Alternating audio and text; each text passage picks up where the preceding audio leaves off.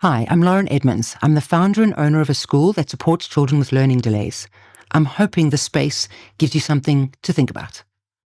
I want to talk about getting a diagnosis for your child and what you might be feeling and how you might be thinking and what the road ahead is like. Many of you listening will have been through this already. Some of you are just starting the journey. Others are hoping that it never comes. And I'm going to talk from a parenting and a teaching perspective. The reason I started the school was my daughter received a number of diagnoses over her life. And each time we got a diagnosis, I felt both relief and the stress and strain of it. And trying to figure out my own way through as a woman, as a wife, as a mother, and then making sure that I know that she was trying to make her own way through it as well as a young child. How interesting the journey is and up and down it is. I think one of the biggest things that I take with me still at the moment in terms of my life in general, but more specifically as a parent, is this idea of this too shall pass and we will get through it. And we don't get through it by denying it, even though denial is something that is very real. I've got two daughters, and the other one was diagnosed with a mental illness that both of us knew full well she was in. It was an eating disorder. We could see it. And she was 18, I think, at the time, maybe 19. And she could see it and I could see it. And we both sat with this knowledge, as yet at that point undiagnosed, and what we were going to do with it. And were we going to ignore it or tackle it head on?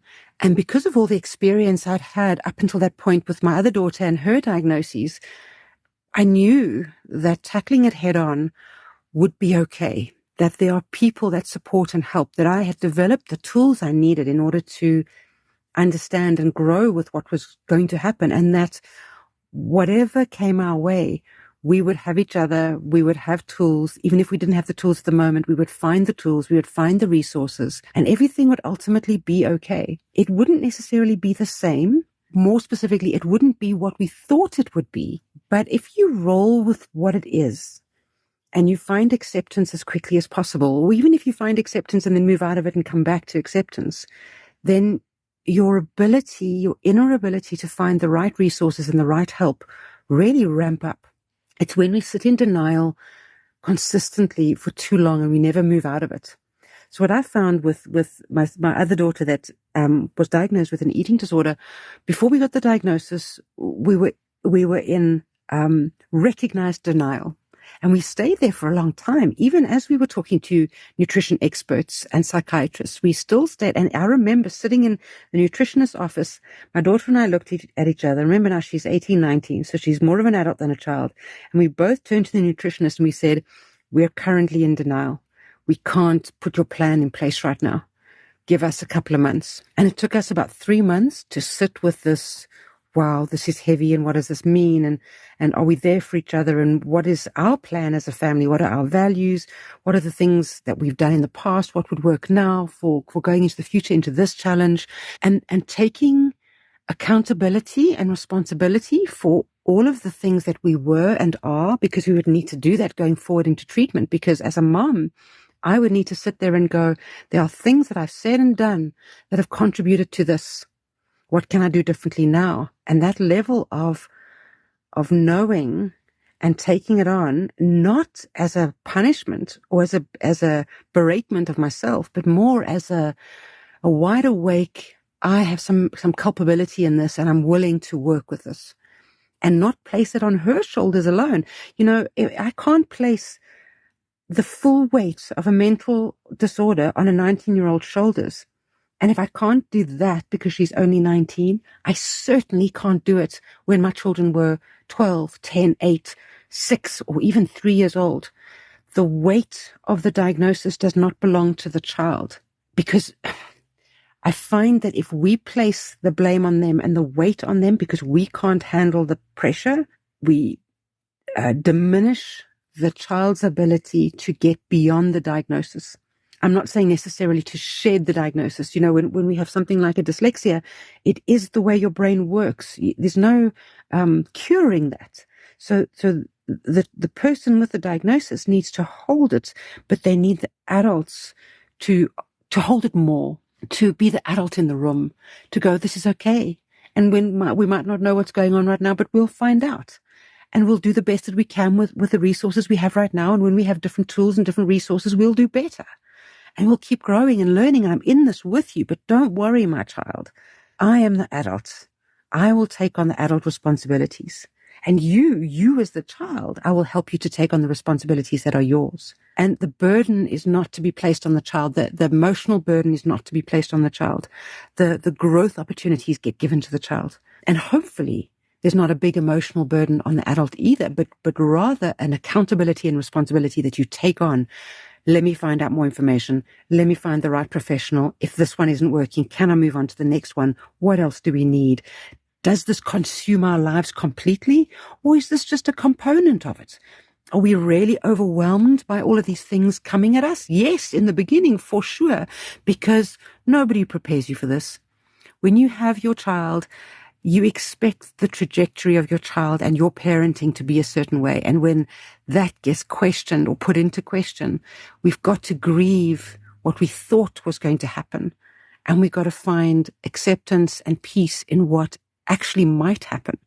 And when we find that reality check and we find being okay in that space, then we move forward with love and connection. And I've seen it time and time again with a real positive potential. And I see children not necessarily overcoming the neurodiversity that they have, but living in sync with it in such a beautiful way that they are authentically themselves and they succeed authentically as themselves. And the family has a beautiful family experience and parenting experience and child experience. When we stay in denial for too long and we don't get out of it, we really risk re-traumatizing ourselves and our children over and over and over again. And the trajectory of that is dismal. What kind of 25-year-old is your 5-year-old going to be if you blame him, if you place the pressure on him, if you don't take accountability for how you need to change, even though you might not want to change? What are you doing with your relationship with your child? And at the minimum, at the maximum, what kind of 25-year-old could they potentially be if we get even 50% of this right? And at the worst, this sounds terrible, but what burden is my child going to be on me for far longer than they need to be if I don't put in the work now? And I think looking long-term is so important. As a school, I see it with teaching as well. I love to employ high school teachers to teach grade 5, 6, and 7 because they know what's coming. And I love to employ ECD teachers that teach ages 3, 4, 5, 6 to teach grades or children that are 6, 7, 8 that have got learning difficulties because they know what foundation needs to be put in place for what's coming. So don't be afraid to not know. Know that you as an adult know what's coming down the line for your child in adulthood and what would be the very best message you could give to your child while they're a child, while you're forming those connections, those neural pathways, those the language that they use about themselves. How are you forming that for them so that they could be amazing at their best? And at the very least, they're not a burden on you for the next 30 to 40 years of your life. And I know it sounds terrible, but it's a reality. The best possible thing you can do for your child is intervene very intentionally as soon as possible so that you free them up and you free yourself up as well. So we call ourselves at Amatis an intervention school. And what I'm asking parents to do, and this is not easy and not all parents are able to do this, I'm asking them to put massive concerted effort into their child for a 2 to 3 year period where we can overcome some massive difficulties and not learning specifically. It could be that as well, but physical difficulty, emotional challenges. If you look at autism, how are they managing their sensory profile? How are they managing their overwhelm? How are we getting all of that right? Shifting the family focus, shifting what happens in the home, shifting the priorities, looking at how school can support that, how home can support school, because school is a community in itself as well, and it's got its own aims. How can we get all of that synced? So after 2 to 3 years, the child emerges from emerges from the therapeutic process into a trajectory that is positive and encouraging and more typical, because the world is more typical, and we want children to be able to become employed later on. We want them to have such a powerful, strong self-esteem and autonomy and agency to be able to find their own resources and do it themselves and build that grit and perseverance and optimism and curiosity in themselves and zest and self-control, all of the character traits that we really do support. So your child walks into this world going, I've got this. And not only have I got this, but I know I've got this because my parents are behind me, my family is behind me, and I know that because they've done it for me.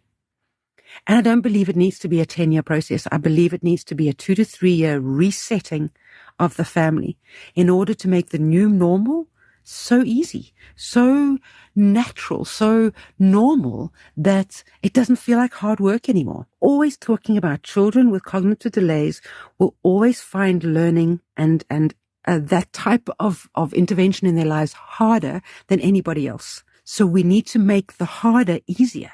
Now, if I build in strong habits for myself that just come naturally, then doing things becomes easier because self-control within the habit is something that I just always do.